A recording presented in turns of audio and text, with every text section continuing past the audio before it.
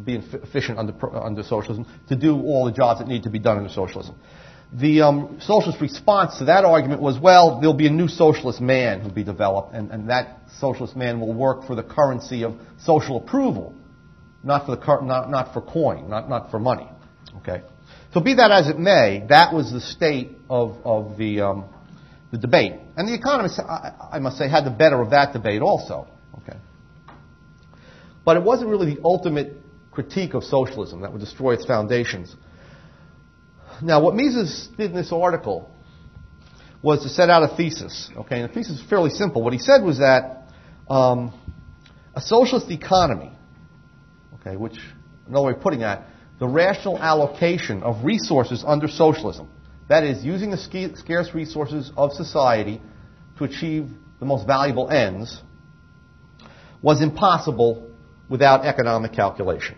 Okay, so to say that again, Mises stated that rational allocation of resources, or simply, he said, a socialist economy, was impossible without economic calculation. Without being able to determine the costs and the values of various production decisions and investment decisions in terms of cardinal numbers. Okay, and what Mises meant here was, of course, in terms of market prices. Socialism, as we'll see in a moment, could not calculate the costs of any decision. Mises said there were three preconditions, institutional preconditions of economic calculation, all three of which were abolished by socialism. First, there must be private property, not just in consumer goods, but in all orders of goods. Okay, that is, in capital goods and natural resources as well as in consumer goods. So there must be private ownership. There must be a freedom to exchange. Okay, everyone must have the right to exchange that property. And finally, there must be sound money. Okay, without these three prerequisites, you couldn't have a price system. So what Mises said, for example, if private property was absent in the case of capital goods, if the state owned all the material means of production, well, then the state, being the monopoly, could not trade with anybody. Okay, the state could not exchange for itself. Prices could literally not be generated under socialism because there'd be no exchange of the higher order goods, the capital goods and the natural resources. Even if the state bought and sold consumer goods, that wouldn't be enough. There would only be prices of consumer goods, but there'd be no prices of the factors of production which are needed to determine the costs. So basically Mises says that socialism abolishes rational decision-making under the division of labor. Now, as we'll see a little bit later, it's not impossible for Robinson Crusoe in a small household economy to make rational decisions without prices. He can do that. Okay? Even he is limited, though. But certainly a socialist central planner, someone who, for example, has under his control all the resources currently, let's say, in the United States. That person, because of the complications of the complement relationships and substitute relationships between the inputs, would not be able, even with a board of scientists and engineers and economists, would not be able to solve the problem of rational calculation or of economic calculation. Now let me give you an example of the implications of this argument. Okay, it's a simple example. Let's assume the socialist central planner is deciding, or the socialist planning board, a group of individuals, is deciding whether or not to build an additional automobile. Okay, should they invest in producing an additional automobile, or let's say should they produce instead 4 motorcycles or some other goods that they could produce with those same inputs? Okay, well, they certainly know the technical requirements to produce the automobile. They know how, the many different ways in which you should produce an automobile. And let's just say that they have the following, what we call production function, that the automobile would take U pounds of steel. I'm just using letters instead of actual figures. And it would also need a certain number of gallons of paint, let's say V gallons of paint. These are all the cooperating inputs that will yield you an automobile when they're combined in production. And W hours of unskilled labor to assemble the automobile. Just L for labor. And let's say X hours of engineering labor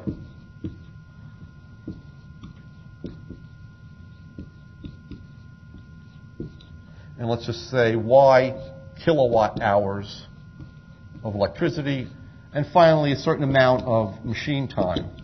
Let's say Z hours of machine time.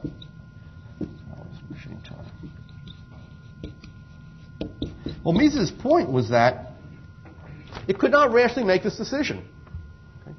Because on the one hand, while the planner might know how he values an additional automobile, he can never know what he's giving up, what the value of the things that he's giving up. That is, what the opportunity cost of producing that automobile is.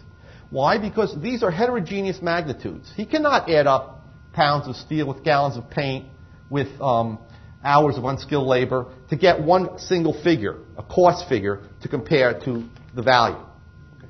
Now, in a market economy, this is no problem whatsoever. Since there's private property in all orders of goods, all goods are produced, all goods are exchanged, at any given moment, every single good in the economy has a unique price. Okay? Every single good has a certain amount of money that it has been exchanged against. Okay? So that costs can be calculated. So if the automobile producer in the U.S. Anticipates that the price consumers are willing to pay for the car is $25,000, and the cost of the car is $28,000. And something similar to this occurred in the early 80s when U.S. auto companies were still producing large gas-guzzling automobiles, and Japanese producers were producing compact and subcompact automobiles and exporting them to the U.S. Okay? American consumers decreased their demand because of the high gasoline prices at the time for the larger automobiles. So the price, this is the price, fell below the cost of production. Okay. So in a market economy, they began to reduce the amount of output of these large automobiles. Why? Because they saw that they would lose money if they continued to produce them. But not only that, not only did it hurt the entrepreneurs that would have produced these larger automobiles, but it would also hurt consumers, okay, the economy as a whole. Why? Because the value of the inputs was greater in producing other things, smaller cars, bicycles, and so on. Okay? The value to consumers of these resources was $28,000 in other industries, and only $25,000 in the industry in which cars were produced. Okay? On the other hand, if the price of the automobile was $30,000, then the profit incentive would impel entrepreneurs to produce additional numbers of these automobiles, because $30,000 is greater than $28,000. Also, it would benefit consumers. Okay? Consumers would give up goods and services, other areas of the economy, which were only worth $28,000 to them, and they would receive in return, for the same package of resources, a good that's worth $30,000 to them. Okay? So this is the problem with socialism. Socialist production is inevitably chaotic because they cannot determine the cost.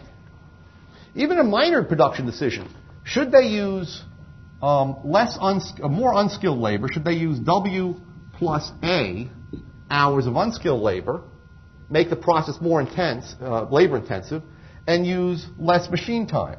Let's say Z minus B. Okay? Would that be a good idea? They don't know. They don't know. They don't know if that will lower their cost of production if they use more unskilled labor and less machine time. This reminds me of a friend of mine who I just saw over the weekend who, about 20 years ago, got married and moved to Montana. And after a few years living there, she said, we just traded in our house and took delivery on a new house. So I said, what are you talking about? She said, well, in Montana, they don't build the houses on site. Okay. She had her house built in Nebraska in pieces, in modular pieces, and it was put on a rail and shipped to Montana. Well, that seems ridiculously expensive. Why would they do that? Why would they build it in a huge factory and use a lot of machines and very few laborers? Well, think about Montana. There's probably 20 or 30 people in Montana. Okay, her and her family make up about 25% of that. But labor is extremely scarce in Montana. It has a very, very high price. So you economize on labor if you're rational. You use more machine time. Okay? Needless to say, that would not, a Soviet planner couldn't figure that out. Okay? They wouldn't know the relative scarcities of labor and machine time. So that's the problem with, the basic problem with socialism. Okay? It cannot determine the cost of any investment or production decision. And if it can't do that, then it can't allocate resources rationally. To give you some examples of that, in the late 1980s, when the USSR was in the midst of a famine, there was stories in the Wall Street Journal about the rusting tractors. There was a lot of tractors sitting out in the fields, and in the fields of unharvested grain. So there was the grain, there were the tractors. They had empty silos. So why were people starving? Because they had used too much labor. There wasn't any labor available to run the tractors, and there wasn't any fuel available to fuel the tractors. Okay, those things have been used in the higher order. So they were overproducing heavy equipment like tractors, continuously and moronically producing more and more, irrationally producing more and more, yet they had a scarcity of consumer goods.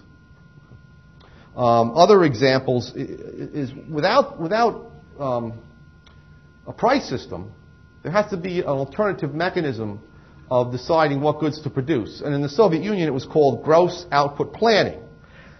And that meant that the ministers of the industries, and above them, the economic planners, set quantitative targets for each type of output. Now, it's very difficult to specify quality and to enforce quality. So, for example, there are many buildings in the Soviet Union that stood incomplete. Okay, they were there. Most of it was built, but there were not enough nails for putting the roof on, small nails for roofing. Why? Because under gross output planning, the target that the manager of the nail firm had to meet was in terms of tons of nails. Now, if you met the target, you got bonuses, okay? If you consistently missed the target, you got a ticket to the gulag. So, you wanted to make the target. What's the easiest way to make the target and get your bonuses? If they tell you to produce X number of tons of nails, it's much easier to produce very large nails, okay? So a scarcity develops of small nails. It's cheaper to produce the large nails with your given resources. So there's a very famous cartoon in the Soviet newspaper where there's this huge nail. It's sitting on a train. And there's the manager of the plant there, and they got those funny, furry Russian hats on. And the minister of the industry, and he's saying, well, comrade, I met my X ton target. Okay, one huge nail. So there was, you had this, this massive misallocation of resources. Another good example of this type of chaos in production was illustrated by a cryptic remark that Khrushchev made, and this is the Soviet dictator in the 50s and early 60s, made to the Politburo in a talk. And in the middle of it, he began to bash the very small Soviet chandelier industry. Okay, now chandeliers were only made for the villas of the communist elites. But it turns out that many of these members of the elite and their family were getting crushed to death by the chandeliers falling from the ceiling. Because again, the gross output target was in terms of tons of chandeliers turned out. So they were way too heavy for the ceilings, which had no roofing nails in to begin with. And then of course the joke, a famous joke that was told in the Soviet Union, and actually was told to some Western economists who had toured the Soviet Union. This was after Khrushchev had said that our economic system will bury you. We will bury you, he said. And the Soviet economists said, yes, we will bury you, but we'll leave Hong Kong because we need some small island where there is a price system so we can copy prices. Because it turns out that that's what they were doing. To get even a modicum of rationality in their system, they were using world prices. They were using world electricity prices, U.S. steel prices. They were sending away for catalogs from various U.S. companies. Well, that's true. Actually, it was the Red Chinese that were doing that. But, again, these prices reflected scarcities in other countries, so they weren't quite right for the Soviet Union. But at least they could put some prices on this to come up with some idea of costs. Okay, so it was less chaotic than it might have been. They also, as the Soviet Union went on, there was massive bribes being paid. I think it was called blot. Okay, so if you needed extra steel to fulfill your target, you went and you traded steel for something else. So there were prices Somebody else in another factory, manager of another factory who needed another item, or maybe needed the credits, the monetary credits that you had from the central bank, would trade you the steel. So there were some prices, so you could sort of calculate. And this takes care of the objection to Mises, which was raised by economists. And they said, well, Ludwig von Mises predicted that socialism was chaotic and would collapse, that socialist economy is impossible. Okay? But von Mises, in the original article, said that, of course, the Soviet Union is not really a truly socialist economy. Okay? At least it wasn't at that point. The reason being is that the Soviet Union, like the post office, okay, the post office is tremendously inefficient, right? But it's not collapsing yet. Okay? And the reason why it's not collapsing is it can use the prices. It exists in a market economy, so it can use prices to calculate. All right? The same thing was true of the Soviet Union. It was a relatively small economy that existed despite CIA figures that claimed that they were going to catch us by 1980 or something in the 50s. It was a relatively small economy that existed in a huge market economy, world. Okay, so they were able to copy prices for that reason. Actually, there was a period when the Soviet Union did try true socialism. That is, where they didn't look at any other prices, and that was during the period of war communism, 1917 to 1920, when they were fighting against the white armies in Russia in a civil war. They tried to abolish all prices and all money. And pretty quickly, the factories just pretty much fell apart. At the end, everybody was moving out of the cities. They had burned anything that could be burned for fuel. They had burned houses. They had consumed the whole industrial capital stock that had been built up earlier in Russia. And basically, socialism, we've got a picture of what socialism was. Socialism was bands of people in the countryside, small groups of household economies, primitive economies like American Indian tribes, scavenging to keep themselves alive. Okay? You can operate an economy without prices on that level. Robinson Crusoe can operate a subsistence economy on an island alone. American Indian tribes, okay, before Europeans came to the North American continent, operated these small household economies. They didn't have prices. They didn't trade. All right? But they lived on the verge of subsistence. So Lenin then, when he saw this, when he saw the whole capital structure was collapsing because of a lack of prices, introduced the new economic policy, NEP, which, by the way, was the name of President Nixon's economic policy, new economic policy, when he imposed wage and price controls in 1971 on the American economy, which also tended to cause chaos. But Lenin's was a move in the right direction. He allowed prices. He allowed the kulaks, the farmers, to sell, to have some free exchange, and so on. So for a while, the Soviet Union was saved. Okay. So that's some of the examples of a lack of the price system. But I want to go a little bit further and talk now about the need for calculation in general. Okay. What Mises pointed out was that, as I said before, a small household economy can exist and thrive without cardinal numbers, without quantifying costs and benefits, or costs and values. And I might give you an example of this.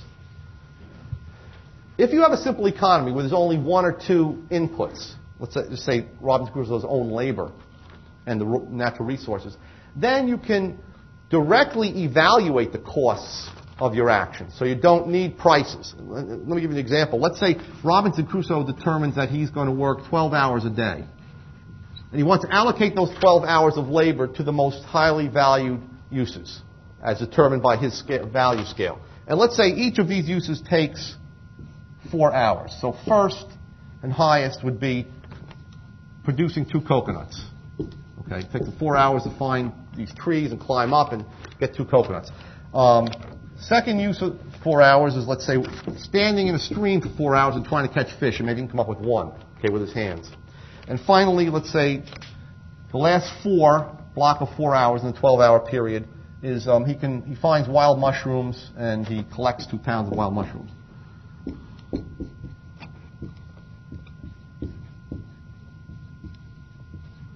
Okay, so he allocates his labor directly to these uses because he can directly evaluate these uses.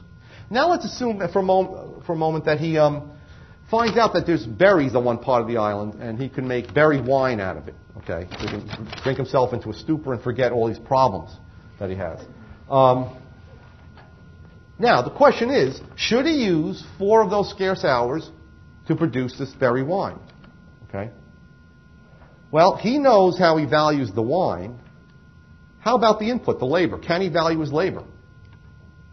Sure. This morning we talked about the law of marginal utility. What is the value of 4 hours of labor to Robinson Crusoe? It's the satisfaction he expects to get from the wild mushrooms. This becomes the opportunity cost of his labor. If he wants to do anything else with 4 hours of labor, he has to give up the satisfaction he expects to enjoy from these. So then it's just a question of what? If the berry wine has a higher value than its opportunity cost of producing it, which is what? 4 hours of the wild mushrooms, well, then he'll produce it. If not, if the wild mushrooms have a higher value than the berry wine, then the opportunity cost is too high. Right? He would suffer a psychic loss. He would give up something that was more valuable, the opportunity to produce the wild mushrooms with that labor, for something that is less valuable. So he can directly value costs and benefits. Okay? But now that's in this very simple household economy.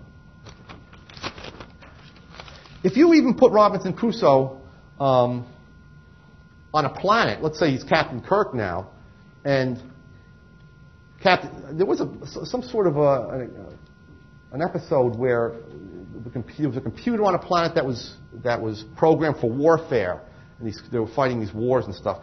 And at the end, Kirk was going to reprogram the computer to take all the technical features. It was all run by robots, and allocate all the resources to peacetime uses. Well, Kirk couldn't do it. Okay, even if he knows the values of the people on the planet, he's unable, because of the complicated production relationships, which we'll talk about in a moment, to figure out the opportunity cost of producing all the different things you could produce with a planet full of factories and machines and so on. Okay? So one person, if you put him in a complicated production situation, even if he's the only person on the island or on the planet, and he's producing solely for his own wants, even he would need prices to take the best advantage of the resources. Okay? So you take him out of a simple situation, and even a single person faces the same problem as socialism. In fact, Mises says the problem with socialism isn't that the socialist planner doesn't have enough knowledge. He says the problem with socialism is one will acting. What does that mean? Or somewhere else he says the problem with socialism is a volitional problem of the will. Meaning this: if there's one will acting, if there's one dictator that controls all these resources for the whole planet, that dictator can't trade with himself. Okay? You can't trade with yourself, you can't generate prices. You can't generate prices, you can't generate the cardinal numbers you need to compare costs and benefits under the division of labor, okay, where things become very, very complicated. Okay. Now that's where Mises made his theoretical breakthrough. That is, not only did he give, I think, the ultimate refutation of possibility of socialism, but he also showed in this article just why and how the price system was important. Okay. What Mises basically said was that in order to have rational allocation, you must have an intellectual division of labor. Now, this is not the same thing as the division of knowledge, which Hayek talks about. Okay.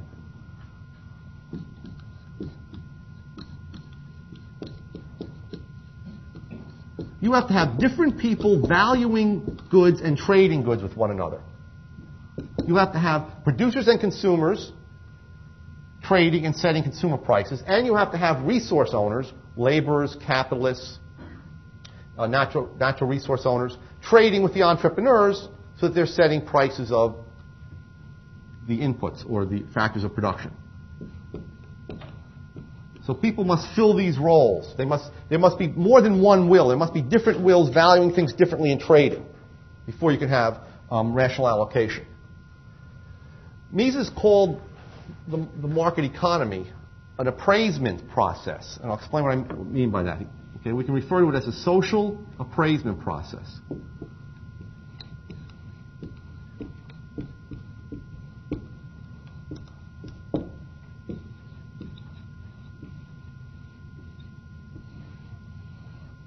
Basically, the word appraisement means to assign a meaningful cardinal number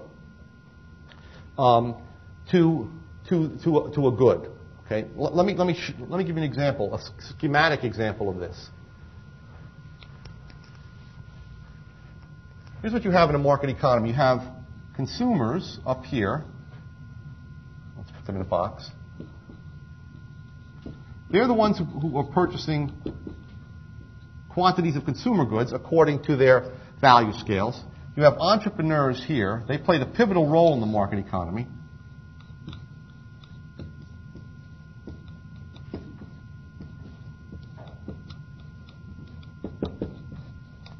And hopefully you can see this. In the lowest box, you have resource owners, laborers, landowners, those selling capital goods.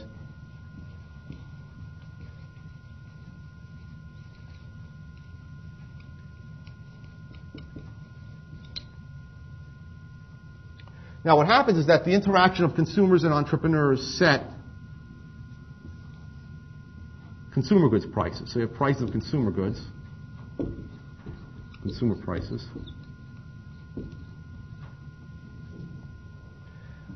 Now, once consumer prices are set, the entrepreneurs then begin to bid for resources. Okay? They know how much consumers will pay for each given good. Okay?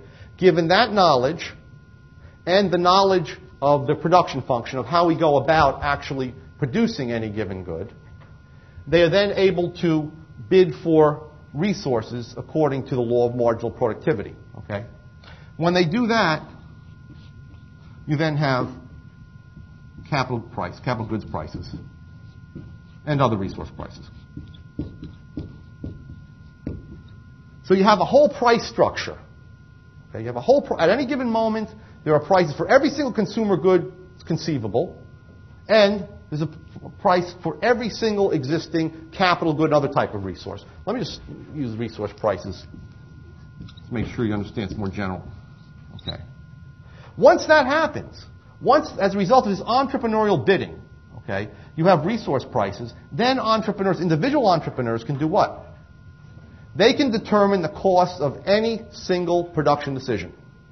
They can determine whether they should produce something or not produce it. Now, this has to be qualified. Okay? I've been assuming that entrepreneurs simply take consumer prices as they exist today, and on that basis, they bid for resources. But that's not true. In fact, when entrepreneurs are deciding whether to produce something or not, they're always producing for the future. Okay, think about Stephen Jobs, who produced, who started Apple. Okay, there was no existing personal computer when he decided to produce it's an Apple, but it's similar to a personal computer. When he decided to produce a small computer for the household, so he didn't really know what the price would be. He didn't know what businesses and consumers would pay for these computers. What did he have to do? He had to anticipate what consumers would pay and what businesses would pay to buy these products. Okay. So we use the term appraise on the basis of what he knew of business demand for mainframe computers and for mini computers, and on the basis of what he knew about consumers' willingness, or what he believed about consumers' willingness to use these at home. He appraised the price. Maybe he thought that he could sell them for $2,500. He didn't know. He forecast the price. Once he came up with this expectation, that was a price appraisement. Okay. Once he had this price, then he was willing or able to bid for the resources that he needed to produce the apple. Now, every entrepreneur acts in that fashion. Remember, it takes, in the U.S., it takes about 7 years to bring a new model car from the planning stage to the showroom, the dealer's showroom. So you're bidding for resources now. You're making your investments now for a period 7 years in the future. So what entrepreneurs have to know, besides knowing current prices, it's not enough. Okay? This is where Mises differs with Hayek. Okay, Hayek, in his writings, if you read him, though he probably strictly doesn't mean this, acts as if simply knowing what prices are today is enough to make your production decisions. But that's not true. What do you use prices today for? You use prices today, consumer prices today, of an automobile, as a starting point. You say, okay, this is what the price of a car of this type is today. But my car is going to come to the market 5 years from now. So I have to make forecasts about how competition from Japanese imports will change, how consumer preferences will change, what will happen to the supply of gasoline. Entrepreneurs have to forecast the future. They have to appraise future prices. Now, once that's done, okay, then they make their decisions about how much to bid. Okay, it's really a big auction when entrepreneurs hire laborers. And so everyone's bidding for these laborers and for the steel and for the electricity. And that's what sets the prices of these things. Okay? But now this is where the term social appraisement comes in. One entrepreneurial mind can determine or expect, he might be wrong or right, but he can make a rational guess at what the price will be in the future. But one mind is unable to determine what the prices are for resources. Okay? This is where the intellectual division of labor, all these different entrepreneurs who are looking to produce all these different goods, come together in the market, and what do? They bid almost as at an auction for resources. Once they do that, you get all the prices of resources that you need, and they become your costs. So what Mises says is that you have to have many different wills involved in this process so you can have these prices. And that's why the market is a social appraisement process. It appraises not only the future consumer goods prices, but through the bidding of entrepreneurs, it appraises the costs of production. Okay, that can't be done any other way. You can't get a board of economists and engineers and scientists together and say, well, what do you think these prices should be? It's impossible. Okay? It's beyond the scope of one mind. That's why. So at the same time that Mises showed that socialism was impossible, he showed the importance of the price system. Okay, the price system is a social appraisement process. Now, does that mean that entrepreneurs never make mistakes? Does that mean that so far this year Lucent didn't lose $5 billion? How could Lucent lose $5 billion? It's a high-tech company. Because the individual entrepreneur misappraised the prices of their output. They paid too high prices for the resources. Okay? They were too optimistic about these prices. But the market has a built-in corrective for that, which is what? If people consistently, an entrepreneur consistently misforecasts future prices and bids higher prices for the resources, he's going to lose money. And eventually he's going to lose all his capital. And nobody's going to lend money to him. So he's going to drop out of this picture. He's going to become a laborer. Okay? The same thing was true, for example, of the U.S. automobile industry. In the early 1980s, they had something like, well, actually, let me change that example. IBM in 1990, 1991 lost $13 billion in 2 years. Because when they made their production decisions 10 years before, in 1980, they didn't think that businesses would use personal computers. They continued to invest in mainframes. Okay? And by 1990, these mainframes, the price of the mainframes was, let's say, $7 million, and they were paying $10 million to produce them. Okay? So they lost a lot of money. Okay? So we're not saying the system is perfect in any sense. We're saying that you can make a rational decision based on what you expect the future to be. The socialist planner cannot make that rational decision. He never knows what any resource prices are. There's no exchange. There's no bidding for them by different wills. Okay?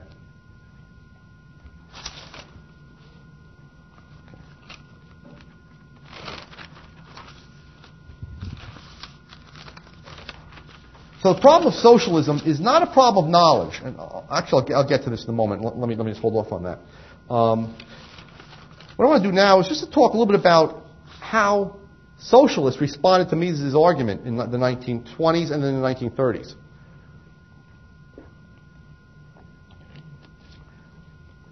The debate over whether or not socialists, whether or not socialist central planning could allocate resources rationally started in the German-speaking world. Okay, when Mises wrote his article in 1920, it was written in German. Now, the German-speaking economists who responded to Mises had some very weak arguments that he had already addressed and refuted in his original article. Some of them were extremely naive.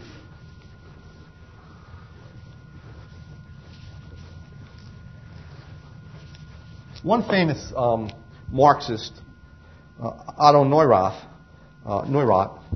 claimed that, well, look, we don't need prices. We don't need money prices. He said we can have in-kind calculation. Okay, we'll simply account instead of using quantities of money. We'll simply account. Our accounting will be in terms of natural units. Okay, he forgot his second grade lesson that you can't add apples and oranges. Okay, how can you add up the various inputs into an automobile or into a computer and come out with a unitary figure, one cost figure that you can compare to the value of the output? You can't do it. Okay, so Mises easily exploded that. Okay, you can't even add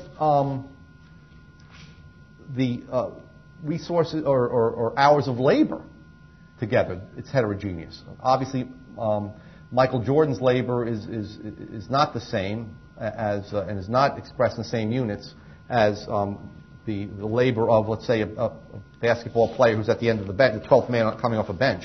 Okay.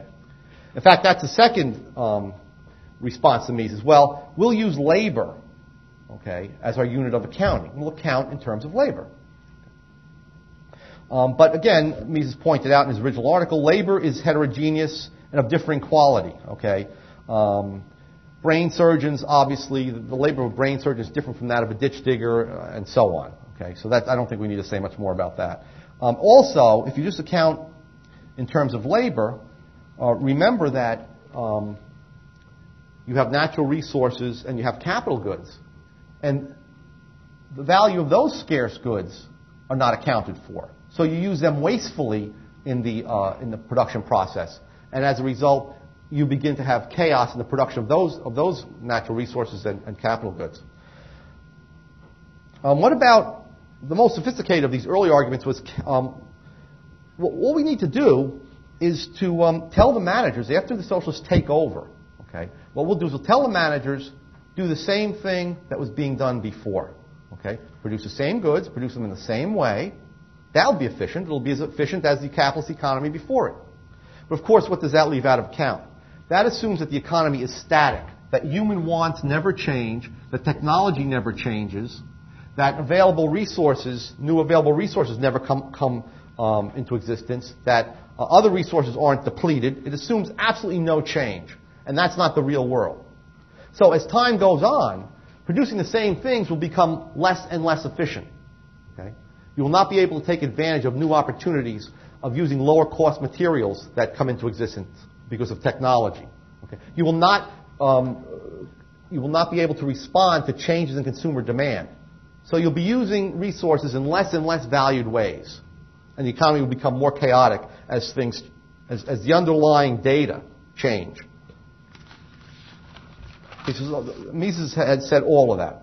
Now, in the 1930s, the debate shifted to a great extent to the English-speaking world, in particular Great Britain, because Friedrich Hayek had emigrated from Austria to Great Britain in 1931. And he translated and edited a collection of articles from the anti-socialist side, including the famous article of Mises, and that came out in 1935. So that stimulated the debate again. And the response by the socialists to those articles was twofold. First, they said, well, you know what, we could use standard equilibrium economics, the mainstream equilibrium economics of the time, Walrasian equilibrium, okay, named after Leon Walras, who set up a system of simultaneous equations which embodied all the data. Okay, they were supply and demand equations, and they embodied consumer value scales, production functions, and resource availabilities. And if we solve this system of simultaneous equations, we'll come out with the prices and the quantities for the whole economy. And once we have the prices and quantities, we can calculate costs and output prices, and therefore find out what we should produce, what the optimal production should be. That was the first response. The second response was a trial and error method, which was also called market socialism. So already they're retreating when confronted by Mises' attack. I mean, really, to call it market socialism, when in the late 19th century they were saying the market was terrible and the market was chaotic and anarchic. They said anarchic production. Now to bring the market back in and to qualify socialism with the market showed that Mises' arguments had made inroads even into the socialist arguments themselves. So basically what market socialism was, and by the way, it was put forward by two famous economists, Oscar Lerner and Oscar Lange and Abba Lerner, respectively, a Polish economist and a British economist. They said, let's make input and output decisions based on prices set by the Central Planning Board. In other words, what we'll do is we'll have the Central Planning Board, the CPB, set prices. Okay? If the prices are too high, in the sense that there's too much of the good produced, well then the next week or the next month and the next period we'll have them lower the prices, like the market would do. If the prices are too low, so there are shortages of some goods, whether they're consumer goods or their inputs, we'll raise the prices. Eventually we will find the equilibrium point. So there will be output prices and input prices, and the managers will be able to calculate on the basis of those prices. Also, they said, we'll tell the managers to treat the prices as parametric, meaning whether or not they think they're right or wrong, they have to use them to calculate. They'll accept the prices. They'll do nothing but react to these prices. And then we'll make sure that they're the right prices over time by lowering them or raising them. Okay? And basically they would instruct the managers to use these prices to make sure that you minimize the long-run average cost of producing. That way we'll minimize cost, and for the industry as a whole, we'll tell the minister of the overall industry to set price equal to marginal cost. That is, to increase output until the marginal cost of the least efficient firm is just equal to the price we set. That will ensure that we have just the right quantity of each good. Okay. And eventually they said we would have competitive equilibrium established, where price was just equal to long-run average cost. There was no profit, and therefore it would be much more efficient than the market economy, where there's always profits and losses. Okay. And plus, we'll get rid of all advertising. We'll get rid of monopolies and so on. Okay. So they claim that this is actually better. They thank Mises. They said, well, he's given us an idea now that's even better than socialism and the market economy. Okay. Now there was a response to this. The response was by two students of Mises. Well, not necessarily students, but two sympathizers of Mises, Hayek himself and Lionel Robbins, who was in fact a British disciple of Mises, who later came under the influence of Hayek. But in any case, what they said was, well, first regarding the mathematical solution, they pointed out that, okay, let's assume that you can try to solve the system of equations. Well, remember, all the data, including the consumer values for various goods, are spread out throughout the economy. And they're not in the form that would allow them, the various data, to be readily conveyed to the planner. Okay, it's very hard to convey, let's say, consumer values and tastes in the form of statistics. So that's the first problem with the mathematical solution. And they said, even if you could collect all the data and finally get it to the planner to use in the system of equations, it would be months late. It would be too late because the market economy, the data would have already changed. And thirdly, they said, this was the era before computers, the 1930s, it would be such a huge system of equations you wouldn't be able to solve it by hand. Okay.